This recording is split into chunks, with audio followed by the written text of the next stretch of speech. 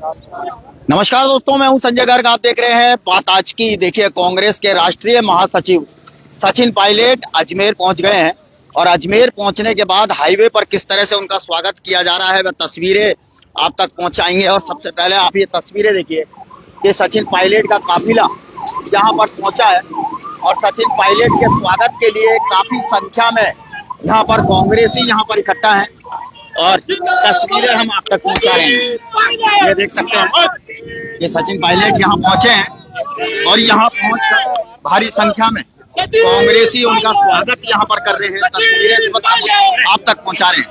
ये देख सकते हैं कि किस तरह से स्वागत यहाँ पर किया जा रहा है। वह तस्वीरें आप देखिए, सचिन पायलट के स्वागत के लिए यहाँ पर पलक पावड़े बिछाए गए हैं। काफी धक्का मुक्की के बीच सचिन पायलट का स्वागत यहाँ पर किया जा रहा है। ये देख सकते हैं किस तरह से सचिन पायलट का यहाँ पर स्वागत यहाँ पर किया जा रहा है। भारी धक्का मुक्की के बीच कांग्रेसी यहाँ पर माला पहनाने की जद्दोजहद करते हुए, ताकि एक बार पायलट साहब को माला पहनाकर अपनी उपस्थिति दर्ज करा दें। इसी जद्दोजहद में सभी कांग्रेसी ये देख सकते हैं किस तरह से यहाँ पर धक्का मुक्की करते हुए, और जिस डिसिप्लिन की बात करते हैं यहाँ पर, वह डिसिप्लिन फिलहाल यहाँ नजर नहीं आ रहा है। आगे चलो यार, लेकिन वही वाली बात है ना, आगे चलो आगे चलो।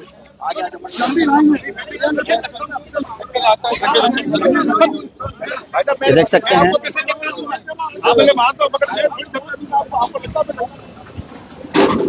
किस तरह से जबरदस्त धक्का मुक्की के बीच सचिन पायलट का काफिला अजमेर पहुंचा है और अजमेर पहुंचे सचिन पायलट का फिलहाल यहाँ स्वागत यहाँ पर किया जा रहा है।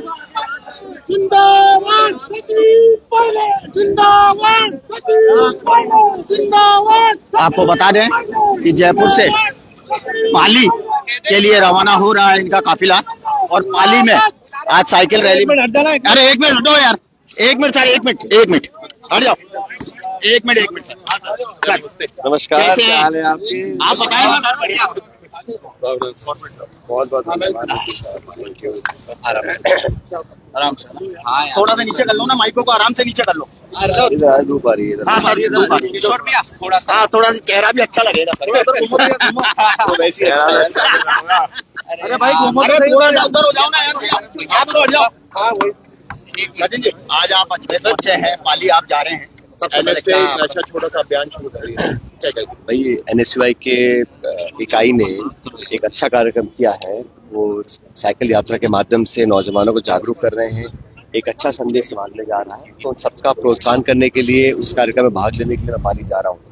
और मुझे लगता है कि इससे जो प्रचलन हुआ है आजकल देश प्रदेश में, नशा हो, नशे की लत हो, इससे दूर रखने के लिए लोगों को हमें मोटिवेट करने की जरूरत है। और उससे हमें अच्छा काम कर रहे हैं, काफी समर्थन उनको मिल रहा है।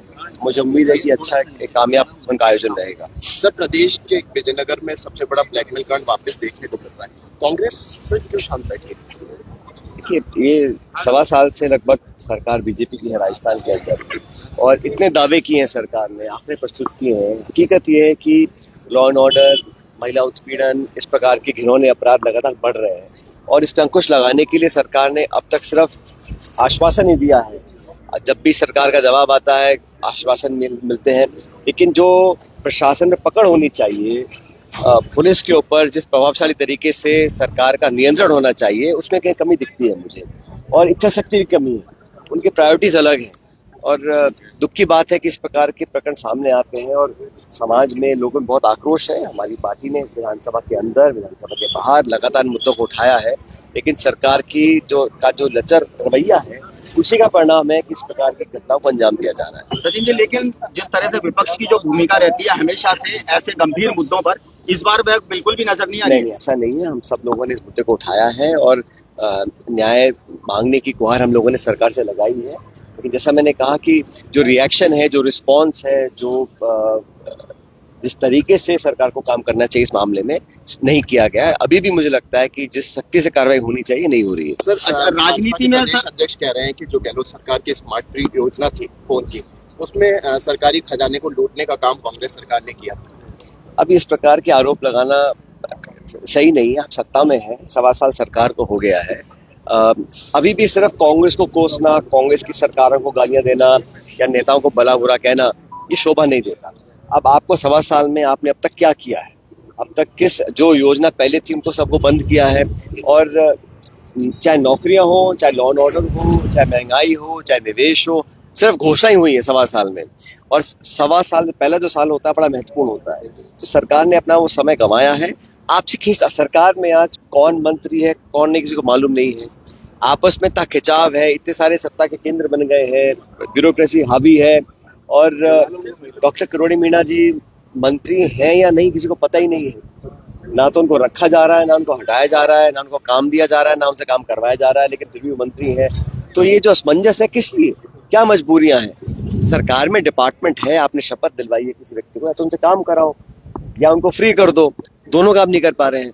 और आपस में जैसे मैंने कहा ना, इतने सारे पुराने नेता हैं, नए को वो बचा नहीं पा रहे हैं। आपस में इतना खिंचाव है सरकार का कि एक बड़ा कंफ्यूज वाला मैसेज पूरे प्रदेश में जा रहा है। राजनीति में राजनेताओं की भाषा संयम लगातार होती जा रही है। अभी कुछ दिनों पूर्व विधानसभा में भी इसका प्रत्यक्ष उदाहरण देखने को मिला। भाषा का किस तरीके से देखिए, इस राजनीति में जो हम लोग बोलते हैं उसको जनता सुनती है, तो बहुत सोच समझकर अपनी शब्दावली का प्रयोग करना चाहिए।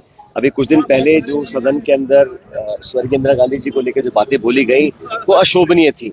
और मुझे लगता है कि ये बात सिर्फ कांग्रेस पार्टी की नहीं, पूरे देश के लिए है कि जब कोई व्यक्ति दुनिया में ना हो, खासकर ऐसा व्यक्ति जिसने देश के लिए अपनी शहादत दी हो, देश की प्रधानमंत्री रही हो और भारत रत्न उनको मिला हो, उनके प्रति इस प्रकार व्यंग्यात्मक टिप्पणी करना, इस शब्दों का प्रयोग करना बड़ा गलत था। लेकिन जनरली मुझे लगता है कि हर व्यक्ति को, हर नेता को सोच समझ के अपने शब्दों का प्रयोग करना चाहिए। और अगर आप किसी के प्रति मान सम्मान आदर प्रकट नहीं कर सकते तो उस पर छोटी और ओछी भाषा का प्रयोग बिल्कुल नहीं करना चाहिए। अभी आरएलपी ने जो सांसद हैं हनुमान बेनीवाल, उनका भी एक बयान आया था जिन्होंने भाजपाइयों को नौसिंग किया और कांग्रेसियों को कार्टून कहा। मैंने ऐसा कोई बयान देखा नहीं है। सर, नियुक्तियां अभी भी अजमेर में अटकी हुई। आप पिछली बार भी आए थे, आपने कहा था कि जल्दी नियुक्ति होगी। सारी हो रही है भाई। तो हम लोगों ने मंडल अपने बना दिए हैं और प्रदेश कांग्रेस कमेटी ने दिशा निर्देश भी दिया है। हमारे सारे सेक्रेटरीज लगातार दौरे कर रहे हैं, मीटिंग्स दे रहे हैं। और सरकार ने जो निकाय चुनाव थे उनको पोस्टपोन किया है, लेकिन हमारी जो इकाइयां हैं बड़ी सक्रिय है और पूरे प्रदेश भर में, क्योंकि विधानसभा का सत्र चल रहा है, लेकिन सभी लोग दौरे कर रहे हैं और जनता के साथ अपने आप को कनेक्ट कर रहे हैं। राजस्थान में जो सरकार बनी पिछले विधानसभा चुनाव के बाद, सरकार बहुमत मिलने के बाद से ही लगातार जनता को निराशा देखनी पड़ी है। और जैसा मैंने शुरू में कहा, जो खिंचाव आपस में है, भाजपा का जो नेतृत्व है उसमें आपस में बहुत खिंचाव है। दिल्ली, जयपुर में, राजस्थान में कई सत्ता के केंद्र बन गए हैं और उसका संकेत साफ दिखाई देता है जब गवर्नेंस और प्रशासन पर उसका प्रभाव पड़ता है और उसका खामियाजा जनता को भुगतना पड़ता है। जो कांग्रेस पार्टी के अंदर खिंचाव नहीं है सर? हमारी पार्टी में हम विपक्ष में हैं और हमारे पूरे विधायक दल, पूरी पार्टी एकजुटता से जनता के हितों की रक्षा कर रहे हैं हम लोग। और जहां हमें लगता है हमें इंटरवीन करना है, एक कंस्ट्रक्टिव ऑपोजिशन का हम रोल प्ले करते हैं। विधानसभा में आप देखिएगा हम लोग मजबूती से बात को रखते हैं। और कांग्रेस की ताकत ये रही है कि हम एक मास बेस्ड पार्टी हैं, सब लोगों को साथ लेकर चलते हैं और यही मुझे लगता है हम इसका लाभ मिलेगा अगले 4 साल के बाद जब चुनाव होंगे। राजस्थान में नेतृत्व बदलने की जरूरत है कांग्रेस को। हम सब मिलकर ही काम कर रहे हैं, अलग अलग व्यक्ति को जिम्मेदारी दी हुई है, जिसको जो जिम्मेदारी दी है वो बखूबी निभा रहा है उसको। बिल्कुल, आपने सुना सचिन पायलट को, जिन्होंने कहा कि राजस्थान में जिसको जो जिम्मेदारी दी जाती है वह उस जिम्मेदारी को बखूबी निभाते आए हैं। देख सकते हैं जोश खरोशी के साथ यहाँ पर स्वागत यहाँ पर किया जा रहा है। सचिन पायलट आज अजमेर पहुंचे हैं और यहाँ से पाली जा रहे हैं। आपको बता दें, पाली पहुंचने के बाद सचिन पायलट वहां पर नशा मुक्ति अभियान के तहत एनएसयूआई के वहां पर साइकिल रैली जो है उसका हिस्सा बनेंगे और सोजत तक साइकिल चलाकर इस नशा मुक्ति अभियान की शुरुआत करने जा रहे हैं। और देखिए, सीधी तस्वीरें आप तक पहुंचा रहे हैं आपके अपने चैनल बात आज की पर। लाइव तस्वीरें हैं, एक्सक्लूसिव तस्वीरें कि किस तरह से आज सचिन पायलट ने पत्रकारों से बेबाक तरीके से हर बात का जवाब दिया उन्होंने। और इस वक्त आप देखिए किस तरह से जोश खरोशी के साथ यहाँ पर स्वागत यहाँ पर किया गया है, फूल मालाओं से यहाँ पर लाद दिया गया है। भारी संख्या में यहाँ पर कांग्रेसी यहाँ पर मौजूद हैं और तस्वीरें हम आप तक पहुंचा रहे हैं। देख सकते हैं किस तरह से जो कांग्रेसी है यहाँ पर, और ये देखिए इसके बाद वापस पाली के लिए रवाना होते हुए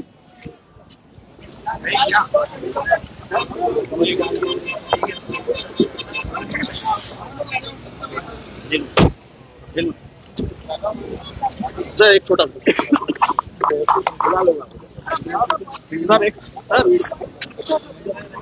और देख सकते हैं सचिन पायलट का काफिला पाली के लिए एक बार फिर से रवाना होता हुआ। सीधी तस्वीरें आप तक पहुंचा रहे हैं, दिखा रहे हैं कि किस तरह से यह काफिला अब पाली के लिए रवाना हुआ है। भारी संख्या में कांग्रेसी यहाँ पर मौजूद थे और बड़ी बेबाकी के साथ सचिन पायलट ने पत्रकारों के सवालों का जवाब यहाँ पर दिया है और कहा कि राजस्थान के मजबूत नेतृत्व को लेकर सचिन पायलट ने बड़ा बयान दिया है। उनका कहना है कि राजस्थान के अंदर पार्टी जिसको भी जो भी कार्य सौंपती है, संगठन के पदाधिकारी पूरे एकजुट होकर उनके साथ कार्य करते हैं। लेकिन क्या वाकई में ऐसा है, यह देखने वाली बात है। चलिए फिलहाल दोस्तों, बात आज की में अभी के लिए बस उतना ही, लेकिन देश दुनिया की तमाम ऐसी बड़ी खबरों के लिए आप लगातार देखते रहें बात आज की। नमस्कार।